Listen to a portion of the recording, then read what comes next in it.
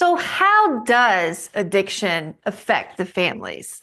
It impacts them in so many different ways. So, I just wanted to take a little bit of time and go through all of the different ways that families really do suffer through having a loved one that has substance abuse issues. Now, I might be biased, but I really feel like families get the short end of the stick a lot just because while their loved one is out there using and numbing themselves and doing whatever they want, the families are really there, still suffering and having to deal with all of their emotions and watching it and feeling hopeless and all of those things. So I think that families really get impacted a lot. And sometimes I don't think they always know exactly all of the different ways they do. So I just want to kind of go through some of those things real quick. So, one of the first things is all of the emotional strain that families really experience when they do have a loved one that's suffering and has an addiction or addictions. They often come through with all of those feelings of anxiety, the fear, the guilt, the anger, the sadness, and the hopelessness. The hopelessness is such a powerful emotion, and all of those often lead to just this emotional exhaustion and have a significant increase stress levels. I mean, you're just freaking out all the time, basically. So that's one of the ways. Here's another way that often causes stress and fear and anxiety and all of those other emotions is all of the communication breakdowns. It's really hard to talk to someone that has substance abuse issues. There's often a lot of maybe the families aren't saying everything that they want to say because they just know that their loved one is going to push back on them, or that's going to cause an argument or whatever else it is. So there's a lot of conversations not being had. And then when we do try to have conversations, it's like we do get into a lot of conflict. So there is this sense of like the fear of the conflict and shame, which often leads to misunderstandings.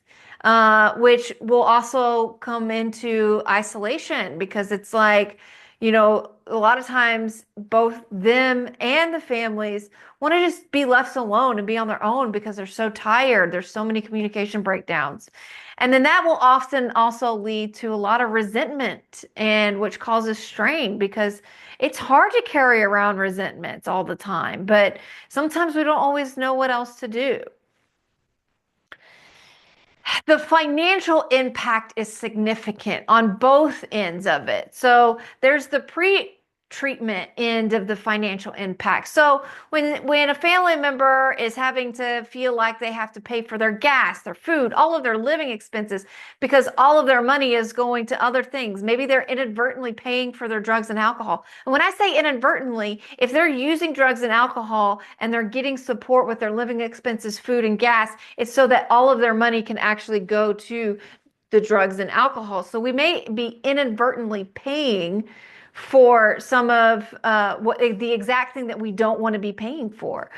If they're going to jail, if they're getting arrested, bonding them out, paying their fines to keep them out of jail, all of these things can really add up. And that's even before we even get to the treatment side. So the financial impact once we get to the treatment, the treatment programs, the therapy, the medications, the medical expenses they may incur, all of the legal fees if they're getting arrested all of the time, all of the different support resources that are out there, and sometimes their living expenses, because of course it's like we want to help them, but they don't have any money to pay for their lives. So often the families end up having that burden of trying to figure out how to pay and support their loved ones while they're trying to get the help that they need. There's a lot of also stigma and isolation that the families can experience, the fears of being judged. And quite honestly, it's not even a fear of being judged. I've seen and worked with family members that are actually judged. It's those subtle things that people have to say, or that, oh, bless your heart, and oh, if I would never let my daughter do this or my son do that. And what kind of a parent are you to allow that? I mean, we do get judged. The families do get judged. So there's the fear of being judged, and then there's the actual judgment that actually does happen, and that causes a lot of the stigma and people not wanting to go out. I mean, a lot of the people that I work with are like, I don't even want to go to the grocery store because I don't want to run into someone that I know and then have them ask me about Jane or John or whatever their name is, and because I don't want to have to answer them, and then of course that all ties into those feelings of shame, and that's what makes people just want to stay home and bury themselves and not see anybody and not talk about what's going on and not share their struggles with others, and so then they're just are swirling around in this deep sense of isolation and shame, and that is so unhealthy.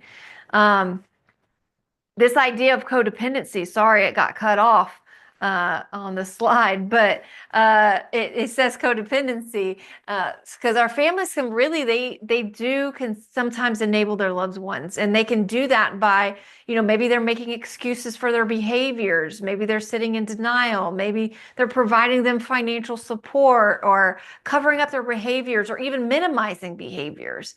These behaviors, that kind of thinking and that kind of mindset can often perpetuate the addiction and cause further harm. But sometimes it's just really challenging to know the difference between support and enabling, right? And this is where a third party, an unbiased person, can really step in and really help in helping people to define what's the difference between support, because of course we want to support them, of course we want to help them, but and of course we don't want to enable them, and sometimes that's not always very clear, and so getting clarity around some of that can be very, very helpful.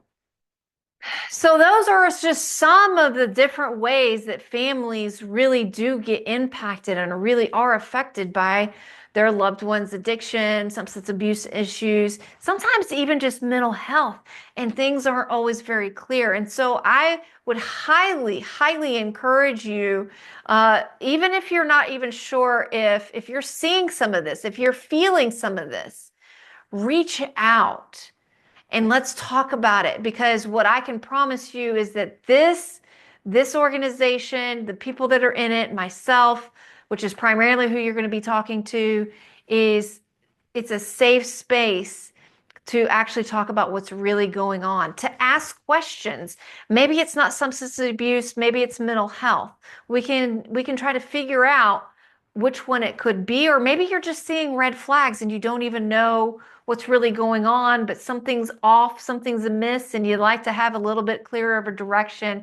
I can definitely help with that as well. I've been around this stuff for a very long time in the mental health community, in the substance abuse world.